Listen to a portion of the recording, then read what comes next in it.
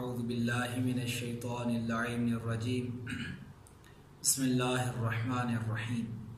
क़ाल सुब्हानहु तबारक व तआला फ़ी हदीस क़ुदसी बिस्मिल्लाहिर्रहमानिर्रहीम।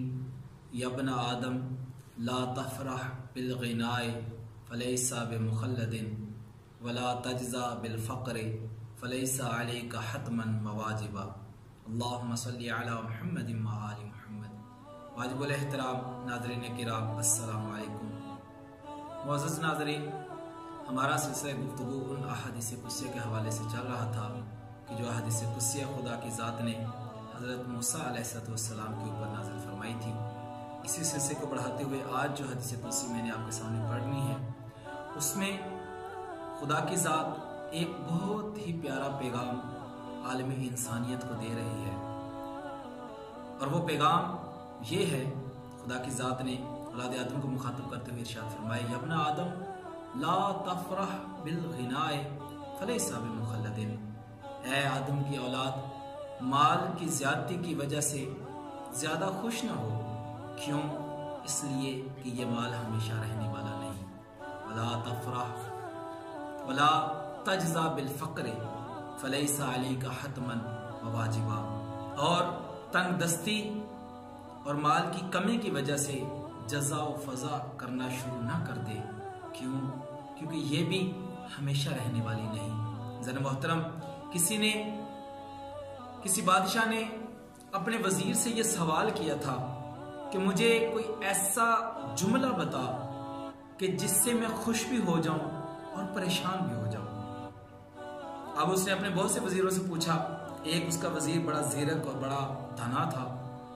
उससे भी उसने ये सवाल पूछा कि मुझे एक ऐसा जुमला मेरे पास लेकर आ कि जिसे सुनने के बाद मुझे बहुत ज्यादा खुशी भी हो और बहुत ज्यादा मैं परेशान भी हो जाऊं।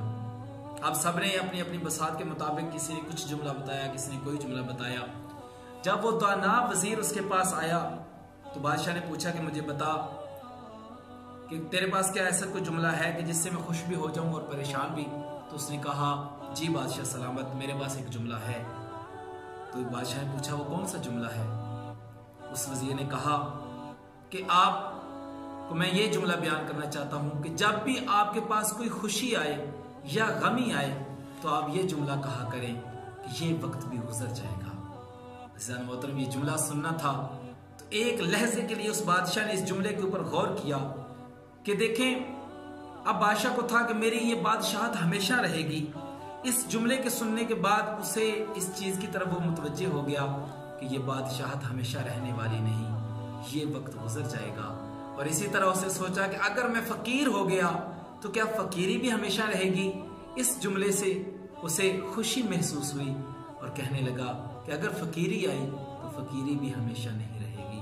खुदा की ज़ात औलाद आदम को मुखातब करते हुए यही तो कह रही है कि अगर किसी के पास माल ज्यादा है, दौलत ज्यादा है, बैंक बैलेंस है, तो वो इस बात के ऊपर घमंड न करे और ज्यादा फख्र मुबाहत न करे, क्योंकि ये वक्त हमेशा नहीं रहेगा। मुमकिन है कि एक वक्त आए कि वो एक एक पाई के लिए तरसे। और जो तंगदस्त हैं और तंगदस्ती की वजह से खुदा की ज़ात के आगे शिकवे करते हैं, उनको भी खुदा की ज़ात मुतवज्जे करते हुए कह रही है कि मेरे बंदा, तंगदस्ती की वजह से परेशान ना हो, ये वक्त भी गुजर जाएगा, हमेशा तेरे ऊपर ये फकीरी नहीं रहेगी। ज़ान मोहतरम, इसके बाद खुदा की ज़ात ने इरशाद फरमाया कि माल ज्यादा देकर भी लोगों की आजमाइश की जा रही है और माल कम देके भी लोगों की आजमाइश की जा रही है। जिसको माल ज्यादा दिया उसकी आजमाइश इसमें है कि खुदा की ज़ात ने जिन लोगों के हुकूक उसके माल में रख दिए हैं, क्या वो उन हुकूक को अदा कर रहा है या नहीं। और जिसको माल अता नहीं किया उससे इस चीज का इम्तिहान ले रहा है कि खुदा की तरफ से कम माल पर वो खुदा की इस तकसीम पर राजी है या नहीं। ज़ान मोहतरम, मासूमीन अलैहिस्सलाम ने और उनके अहादीस में ये जुमला मिलता है कि मासूम फरमाते हैं कि हम खुदा की इस तकसीम पर राजी हैं कि उसने हमारे दुश्मनों को माल अता किया और हम अहले बैत को इल्म अता किया।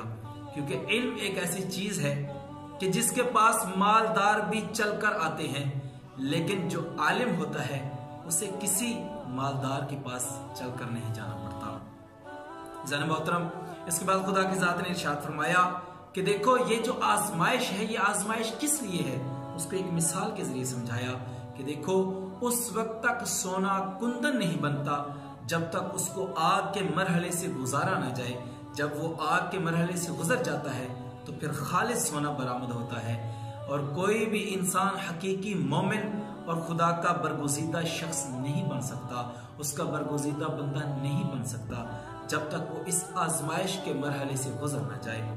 और फिर खुदा की ज़ात ने फरमाया कि जिस बंदे को खुदा ने ज्यादा माल दिया है वो दुनिया में तो मुअज़्ज़ज़ है लेकिन आखिरत में जलील हो जाएगा इस माल की फरमानी की वजह से।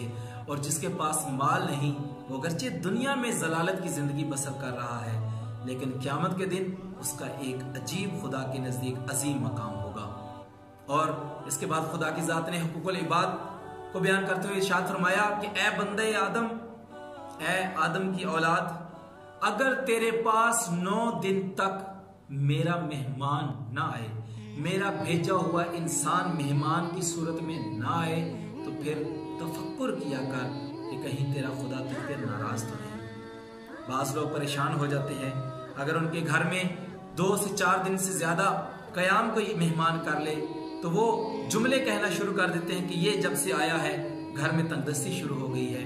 जबकि खुदा की ज़ात इरशाद फरमाती है कि ये मेहमान खुद नहीं आया बल्कि मुझे खुदा का भेजा हुआ है। और इसको भेजने का फकत और फकत मकसद ये है कि अगर तेरे घर में कोई परेशानी है तो वो दूर हो जाए, अगर तेरे घर में तंगदस्ती है तो वो दूर हो जाए, अगर तेरे ऊपर कोई आजमाइश आने वाली है तो आजमाइश टल जाए। और उसका सबब क्या है? वो खुदा का भेजा हुआ मेहमान। इसके बाद खुदा की ज़ात ने इरशाद फरमाया कि ये माल जो तेरे हाथों में है ये हकीकत में तेरा नहीं, मेरा माल है।